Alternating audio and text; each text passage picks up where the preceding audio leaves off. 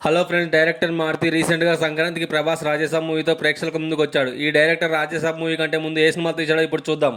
2012లో వచ్చిన ఈ రోజుల్లో మూవీతో తెలుగు ఫిల్మ్ ఇండస్ట్రీలోకి ఎంట్రీ ఇచ్చాడు. ఈ సినిమా మంచి హిట్ అయింది. దీంతో ఇతనికి మంచి పేరు కూడా వచ్చింది. తర్వాత అదే సంవత్సరంలో బస్ స్టాప్ మూవీ వచ్చింది. ఈ సినిమా కూడా హిట్ అయింది. కానీ చాలా కాంట్రవర్సీస్ కూడా వచ్చాయి. ఇలాంటి సినిమాలతో యువతను చెడగొడుతున్నారని చెప్పి చాలా మంది విమర్శలు గుప్పించారు.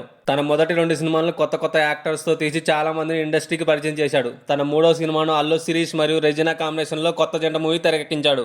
ఈ సినిమా 2014లో రిలీజ్ అయ్యి యావరేజ్ గా నిలిచింది. తన 4వ సినిమా నాని మరియు లావణ్య త్రిపాఠి కాంబినేషన్ లో భలే భలే మగాడు సినిమా తీసి 2015లో రిలీజ్ చేశాడు. ఇది బ్లాక్ బస్టర్ సినిమా అయింది. ఈ సినిమాతో నాని మరియు మారుతి ఇద్దరు స్టార్స్ అయిపోయారు. ఈ దెబ్బకి వెంకటేష్ తో ఛాన్స్ కొట్టేశాడు మారుతి.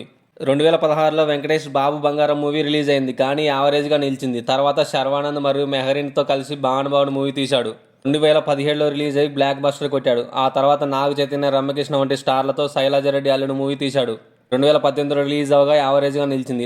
తర్వాత సాయిధరం తేజ్తో తీసిన ప్రతిరోజు పండగ మూవీ 2019లో రిలీజ్ అయ్యి ఇటుటాకు తెచ్చుకొని భారీగా కలెక్షన్ రాబట్టింది. తర్వాత 2021లో సంతోష్ శోభన్ మరియు మెహరీన్ కాంబినేషన్లో మంచి రోజులు వచ్చాయి. 2022లో గోపిచంద్ రాశిఖన్నా కాంబినేషన్లో వచ్చిన పక్కా కమర్షియల్ మూవీ బిలో యావరేజ్గా నిలిచాయి. సుధీర్ బాబు నటించిన ప్రేమ కథా చిత్రం మూవీకి ఇతను ప్రొడ్యూసర్. ఈ మూవీ ఏకంగా 600% ప్రాఫిట్స్ తెచ్చిపెట్టింది. మొత్తం 11 సినిమాలు తీయగా 2 బ్లాక్ బస్టర్లు, 3 హిట్లు, 4 అబవ్ యావరేజ్లు, 2 బిలో యావరేజ్గా నిలిచాయి. ఇలాంటి మరిన్ని విషయాల కోసం ఛానల్ని సబ్స్క్రైబ్ చేయండి ఫ్రెండ్స్.